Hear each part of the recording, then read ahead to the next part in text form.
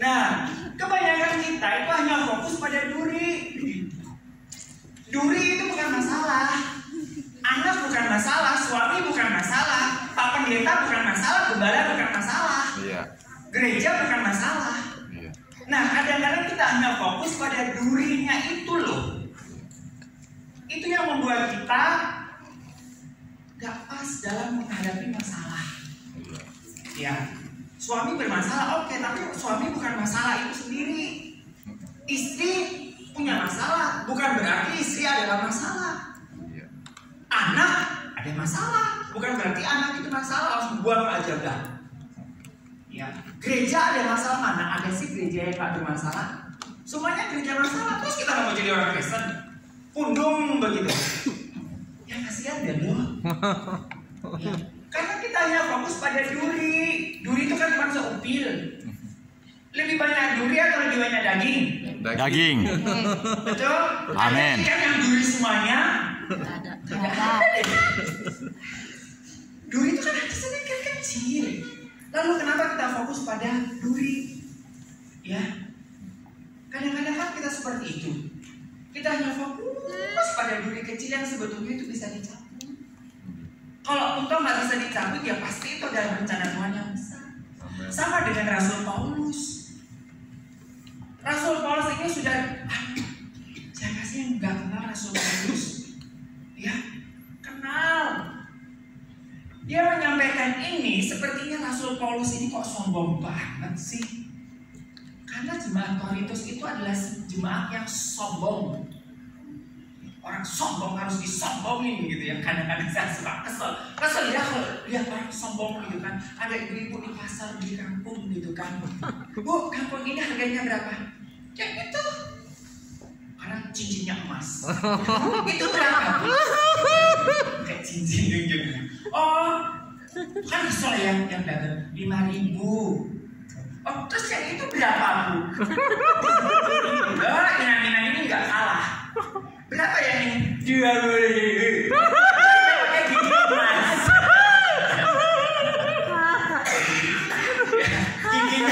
Giginya emas semuanya. Sehingga kan ya, kalau menghadapi orang sombong gitu ya, saya kadang-kadang sebagai hamba Tuhan juga ini, orang ini udah miskin, sombong lagi, pengen dipites gitu. Tapi ya itulah dinamika hidup. Kita semuanya pasti punya kekurangan. Betul. Ya, betul. Pasti. Nah, ini kalau dalam menghadapi masalah ya, orang yang bisa menerima kekurangan dalam dirinya, dia itu bisa menghadapi setiap masalah. Kebanyakan orang yang nggak menerima dirinya sendiri apa adanya biasanya gampang bermasalah. Yang bucin lah, yang kurus lah, yang apalah gitu. Jadi kesentul dikit aja udah meledak. Nah, sore hari ini kita akan belajar bagaimana menyikapi duri-duri dalam diri kita. Ya, menyikapi masalah demi masalah. Nah, yang pertama ada 5 hal. Ya, sampai jam 10 kali ya. Enggak ya. Nah, hal yang pertama, masalah bukan untuk disimpan, tetapi untuk dibagikan. Ya, masalah bukan untuk disimpan, tapi masalah untuk dibagikan. Saya percayalah keluarga Batak ini jangan nyimpen masalah ya, karena orangnya sangat ekspresif. Kayaknya orang Batak orangnya gak punya masalah deh ya, kayaknya ya. Gampang, beda sama orang Jawa gitu kan. Orang Jawa itu kan kalau ada masalah itu kan diem aja gitu, gak berani ngomong gitu. Iya kan? Orang Batak itu kan tak gitu. Aduh, enak. Ada teman saya begitu ya. Waktu pacaran kalau orang Jawa itu kan, kita sama-sama Jawa ya. Aduh, kalau mau pacaran mau nembak itu kayaknya, teman saya, ini teman saya Batak. Kau mau jadi pacarku enggak? Kalau enggak mau kasih jawaban sekarang. Kalau enggak sudah. Ya, sama. Itu kan the point kan. Aduh. Itu yang the point. gitu. Masuk aja. Orang Jawa itu kan nah, jadi masalah itu bukan untuk disimpan, tapi untuk dibagikan. Iya. Jangan pernah malu dengan punya masalah. Ya. Nah, tapi juga hati-hati, jangan sembarang dibagikan, apalagi di medsos. Ya, di medsos, membagikan masalah di medsos, di status WA, status apa gitu kan. WA group. Paling orang cuma diketawain doang, gitu kan. Di medsos itu cuma 1% yang nanggepin, sisanya cuma lewat gitu aja. Cari orang yang tepat. Di Alkitab itu banyak contohnya. Salah satu contohnya adalah Maria. Waktu dia hamil, itu masalah yang besar zaman itu. Ya, sebentar lagi kita mau nangkap. Maria punya masalah besar. Dia ngomong sama Yusuf mau diceraiin. Dia mau ngomong sama siapa? Tuhan suruh Maria datang ke siapa? Ayo, ke siapa? Gak pernah baca Alkitab. Maria disuruh datang ke siapa? Ke Elizabeth. Mamanya Yohanes. Mamanya Yohanes Guntur. Bibinya. Betul ya, Elizabeth ya? Betul. Yang hamil di waktu tua. Ya. Iya, Elizabeth. Bapaknya. Mama. Mamanya si Yohanes Pembaptis. Iya. Iya. Sama-sama hamil di usia Ya. Iya. Itu juga aib pada waktu itu. Coba sekarang nenek-nenek umur 99 tahun hamil, apa nggak viral? Mujizat. Mujizat. Dapat dari mana itu? Iya kan? Elizabeth itu sudah tua, hamil, jadi itu aib. Maria yang belum disumul kuduk sama si Yusuf juga hamil, itu juga aib, hukumannya sama-sama mati. Dirajam. Dirajam. Iya. Waktu dia cerita sama Yusuf, Yusuf, aku hamil. Gitu. Wah, dahsyat. Apa yang dilakukan Yusuf? Ya udahlah, aku cerain aja, diam-diam begitu kan? Nggak bisa memahami kondisinya. Akhirnya stres loh itu. Makanya tuh kadang-kadangnya kalau drama Natal itu orang Maria datang kuduk. Itu berbangunnya. Pergumulannya itu nggak mudah Bapak Ibu. Coba aja ya, saya punya cici itu sudah di KB segala macam hamil, malunya minta ampun, itu yang udah jelas-jelas punya suami, malu. Apalagi ini yang nggak punya suami, iya kan? Gak bisa paham. Lalu Tuhan bilang apa? Pergilah ke bibimu, ke Elizabeth. Dia pergi sendirian loh, nggak ditemenin si Yusuf. Karena Yusuf pikirnya udah cariin aja deh. Begitu dua orang yang mempunyai masalah sama, Elizabeth bilang, kok hamil? Dasar kau. Kebanyakan orang, betul nggak? Kalau ada orang punya masalah, aduh, ada Pak Yohanes nih, ada masalah apa nih? Kok bilang ya? Mama nggak ada ya? Gitu kan? Tahan ketawa. Mana ada orang yang mau dekat dengan orang yang punya masalah, betul? Nggak ada yang mau. Kena radiasi. Kemarin aja ada virus, ada COVID, iya kan? Gak ada yang berani jenguk. Maaf, saya pindah ya. Saya kayak jenguk modal mati bodoh amat dah sama ini mati aja sama. Emang orang Batak kan begitu ya, bodoh amat gitu. Kita harus ngantar obat, jenguk temen yang kena COVID. Tahun 2020 itu kan orang kena COVID itu kayaknya aib banget kan. Sekarang mah COVID mah udah COVID. Belum kena COVID ya kasihan deh lu. 2020 kena COVID itu aib sampai dikucilkan ya. Sampai dikucilkan rumah ini kena COVID. Gak ada orang yang mau berteman dengan orang yang bermasalah, betul? Percayalah apa kata Bang Haji. Banyak teman di meja makan. Ya. Susah cari teman saat kita bermasalah. Gak usah sama saya. Itu lagi dikejar-kejar sama rentenir, lagi dikejar-kejar sama itu. Udah, jangan ikut-ikut. Udah, pura-pura gak kenal. Ya. Memang susah kalau orang nggak punya masalah yang sama. Tapi begitu Maria ketemu dengan Elizabeth punya masalah yang sama, dua orang ini saling menguatkan. Amin. Bahkan bayi yang di dalam rahim Elizabeth, dia menggejolak, pengurapan Tuhan, bersuka cita, melonjak, gak usah banyak bicara. Maria dikuatkan, Elizabeth dikuatkan. Ya. Saya pendampingan orang-orang yang bercerai. Saya di daerah Cibenying itu ngumpulin janda-janda. Jadi saya ini anggota satu-satunya laki-laki. Yang lainnya janda-janda. Status janda itu kan aib gitu kan. Ya siapa sih yang mau jadi janda gitu? Siapa sih yang mau anaknya narkoba? Siapa sih yang mau anaknya dapat HIV gitu kan?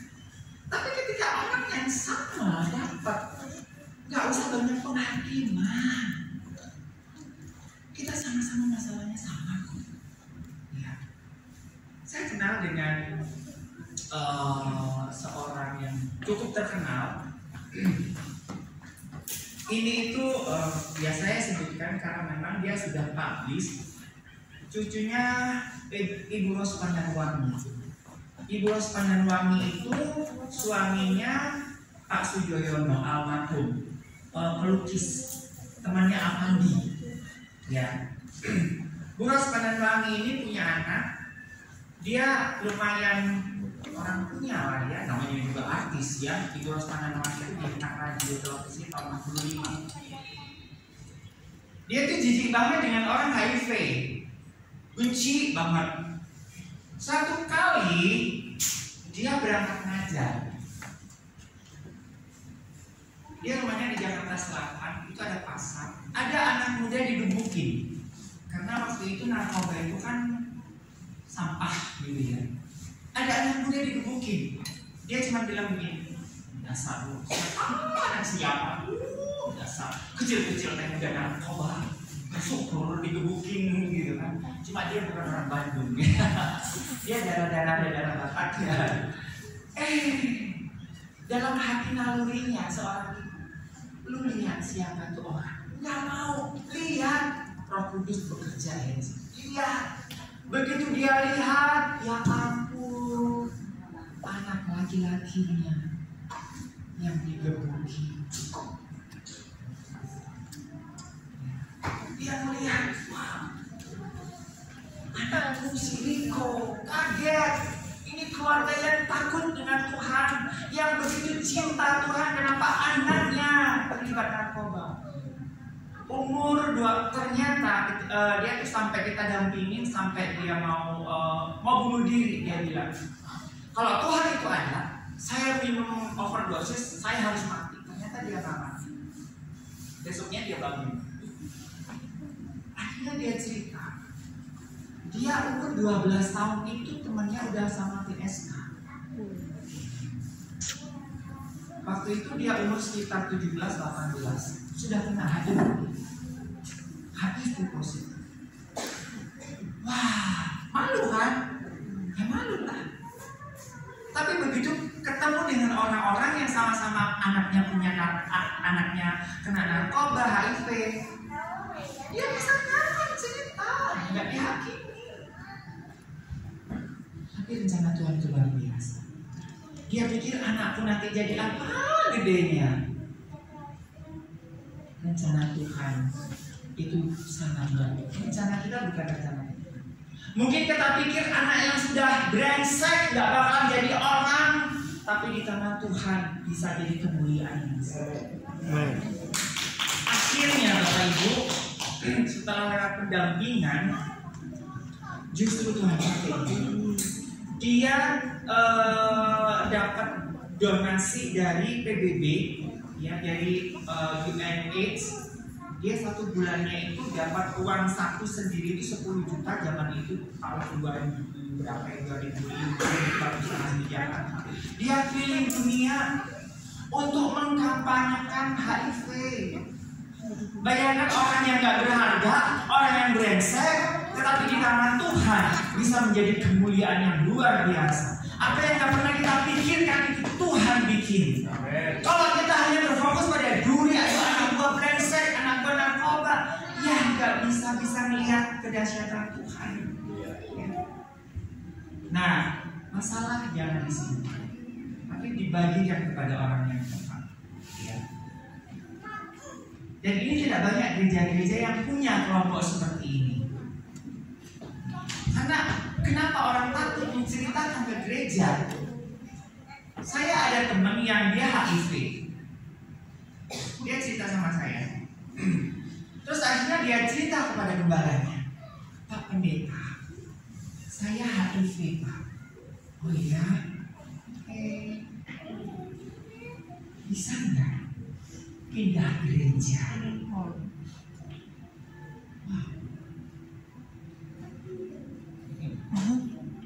Sedih kan? Banyak gereja ini sepertinya nggak kapan. Coba lihat atasnya ini kan udah bagus ya, bersih ya. Coba buka bawahnya. Duduk kalau orang Jawa bilang. Banyak debunya. Betul nggak? Ini bersih. Coba lihat bawahnya. Iya. Banyak debu. Karena orang takut lihat shalom. Luar biasa. Keren. Ya syukur kalau luar biasa beneran. Orang takut. Kalau saya sebutkan itu ada artis rohani. Kalau saya sebutkan, ya aduh itu. Tapi dalamnya takut. Hamba Tuhan, jemaatnya ribuan. Dia cerita, Mas Hani, saya suka sama lelaki. Saya dari sana, dari Mokosek. Saya dari Waria, dari Banci dulunya. Bisa kayak begini ya, puji-pujian di semua kata-kata Tuhan gitu kan. Oh, baru tahu ya. Makanya kalau agak sedikit peninggalan purbakala ya, mohon dimaafkan.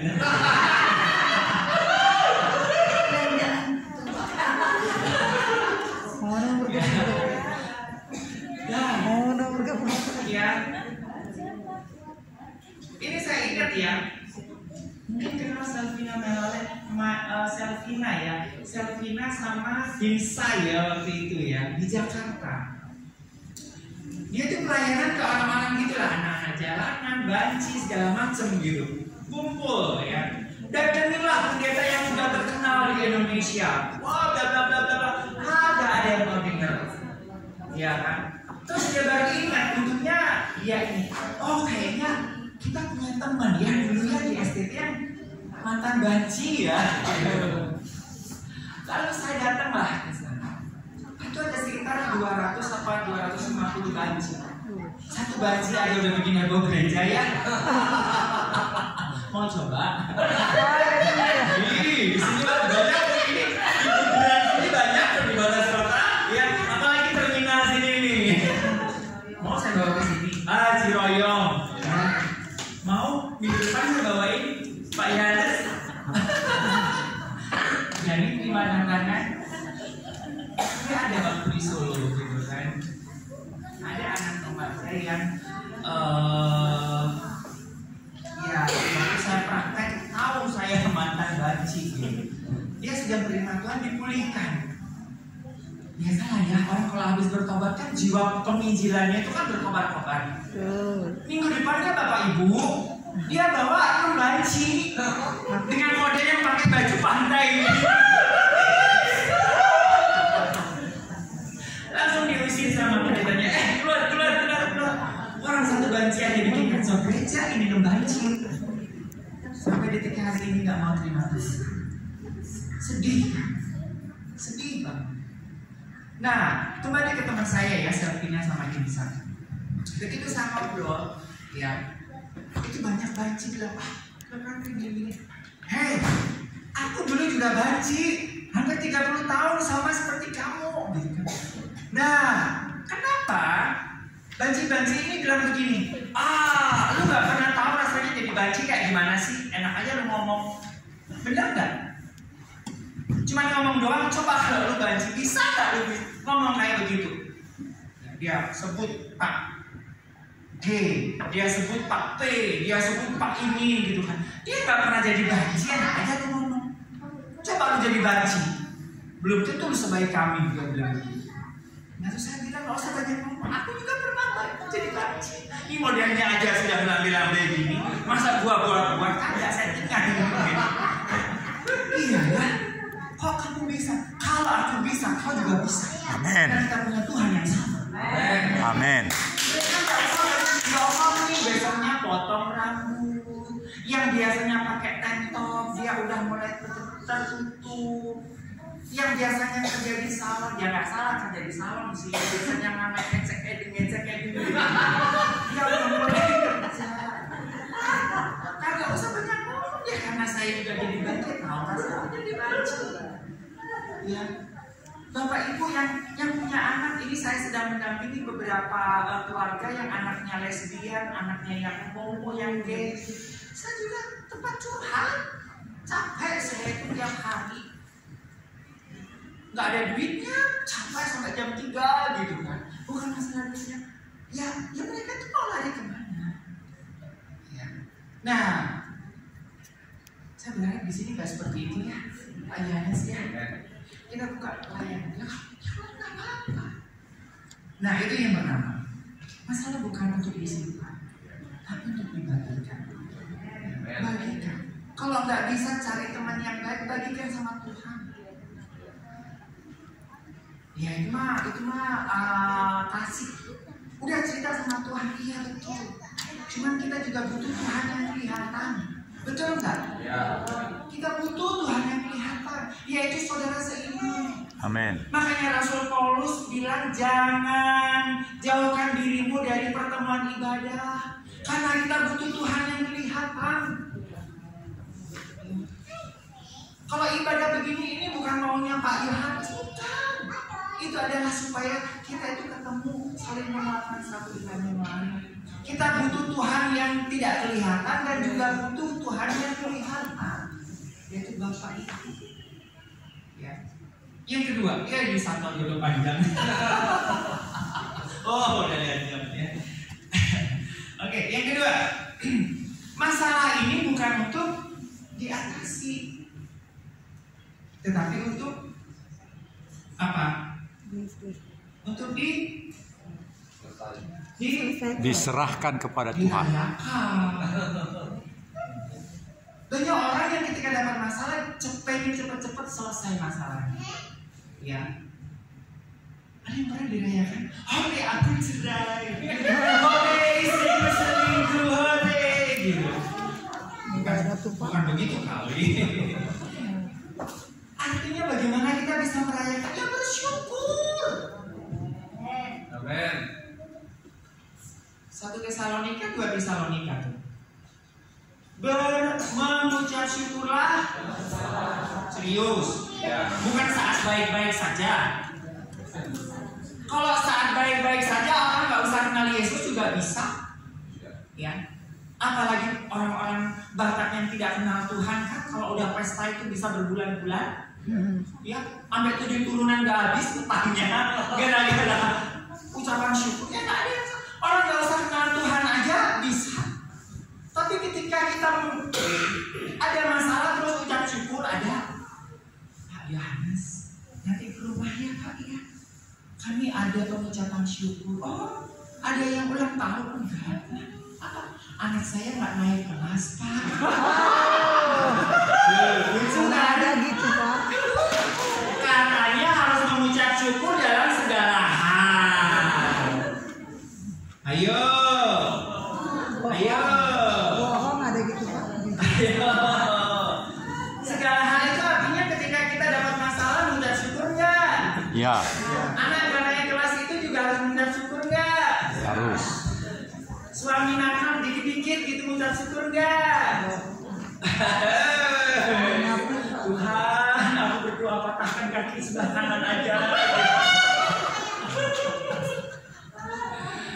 Harus mengucap syukur, harus bersyukur. Kenapa kita nggak bisa menikmati masalah? Karena kita nggak pernah bisa bersyukur karena hanya cuma lihat duri. Sebrengsek-brengseknya suami suami kita pasti ada sisi baiknya tuh lebih banyak dagingnya. Amin. Ini bapak-bapak, pilih saya. Ya, sebawan-bawannya istri bapak-bapak masih banyak dagingnya. Betul nggak ibu? Betul. Habis dagingnya. Habis dagingnya. Besok Pak. Ya. Sebetulnya masalahnya dulu itu kan kecil. Bersyukur saya mendampingi beberapa waktu kemarin ya, ada seorang ibu yang tinggal suami. Dulu itu ya ampun paling sebel dengan suaminya. Kalau marah gini, aduh, papi ini kok nggak ngerti aja sih. Masalahnya apa coba? Ngorok. Bersyukur punya ngerokok. Ngorok. Jadi begitu. Tapi begitu suaminya meninggal, dia dari setengah mati. Kenapa? Suamiku nggak kangen tuh dengeran suara orang. Ibu-ibu bersyukur ya kalau suaminya ngorok, berarti suaminya masih hidup. Bapak-bapak, ya ada ini teman saya, aduh istri kok nggak dicabut aja nyawanya, bawel dia minta aku bersyukur. Artinya istri Anda itu masih hidup. Ya. Ya karena itu dari kaum wanita. Ini tuh ada di ya kan lebih banyak saya di konseling ya, karena ini masalah. Ada emak-emak itu kan ibu-ibu itu kan kepingin ya begitu pulang rumah lantainya bersih, semuanya rapi begitu ya. Sendok garpu, cucian semuanya di tempatnya gitu. Asik ya. Ini baru disapu anaknya tak belartak, suaminya berak-berak gitu. Kesel dia sampai depresi. Terus dia datanglah ke psikiater, ya bukan di hipnotis, di psikoanalisis. Oke, ibu coba bayangkan rumahnya bersih, gitu. Wah senang dia. Handuk di tempatnya, sepatu di tempatnya, anak-anak rapi, bla bla bla bla. Senang.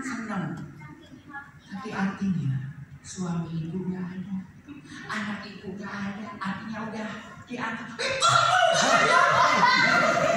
Dia bersyukur kalau anak-anak masih tablah, artinya anak-anak masih hidup. Ya, buat anak-anak juga nih, banyak anak-anak di sini. Ya, bapak ibu bawel bersyukur, bapakmu itu masih hidup. Anakmu masih hidup. Ya, bersyukur. Gimana? Kalau Bang Bawel bersyukur. Pakai layak bapak tuh yang cerewet bersyukur. Kenapa sih kita nggak bisa masalah sedikit Ini orang yang gendut segala macam. Kita mau bersyukur, kita mau enaknya aja. Sama seperti istri Ayub.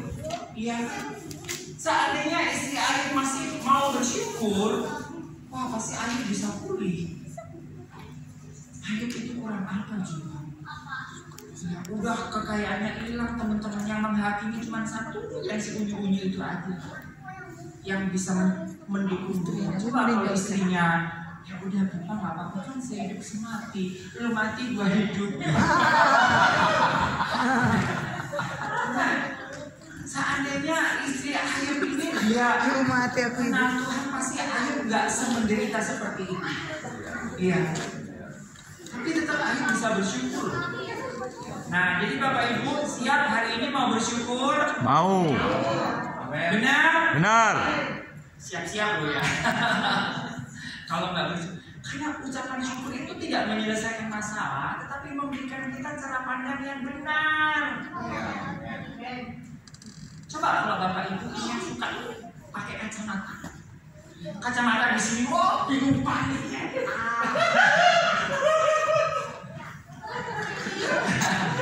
Iya, kenapa?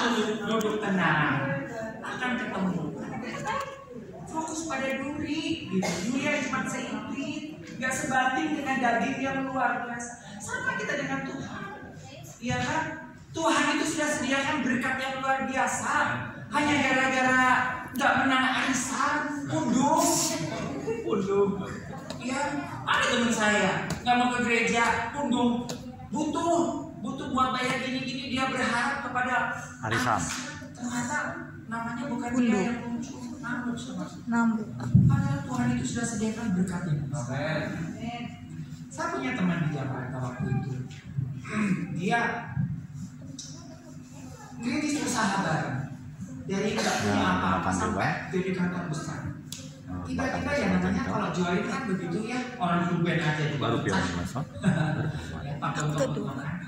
Sama-sama. Dia Pak, sebab dia dikeluarkan dari kantor ini. Nomor rumah tangga. Udah pokoknya lu udah nggak jadi Pengalaman bagian juga. dari pemegang saham di kantor ini. Dia dikeluarkan aja begitu. Kantornya ruangannya dikosongkan. Dia marah. Sampai 2 tahun dia nggak mau sebulan sama Tuhan. Udah kita dampingin. Ada Sony ikut dari awal yang dibutuhkan. Sama kalau orang lagi jatuh cinta, betul nggak? Malaikat ngomong aja nggak dihubungi. Saya tidak ingin temannya pacaran udah putus aja. Nggak bisa, cuma dia yang bisa bikin aku hidup bersemangat. Hari pacaran berapa? Sampai sehari-hari. 2 tahun putus. Kok nggak dari dulu ya gua putus ya? Gua udah ngomong apa? Emang lu ngomong prank gitu? Orang kalau udah jatuh cinta itu udahlah. Cuma malaikat deh. Malaikat aja juga nggak diputus. 2 tahun kita ngomong mendampingi gitu. Satu ketika dia jalan-jalan tuh, Tuhan itu tuh dahsyat banget. Tuhan itu ada cara Tuhan itu nggak dimasuki akal. Ya, hanya gara-gara dia lihat ini bodor ya. Kalau di sini ada jalan muara ya, yang jualan ikan. Iya. Nah, pas kami jalan-jalan, itu tiba-tiba ada ikan loncat. Dia nangis. Kami kan bingung, lu nangis kenapa? Tuhan bicara, Tuhan bicara.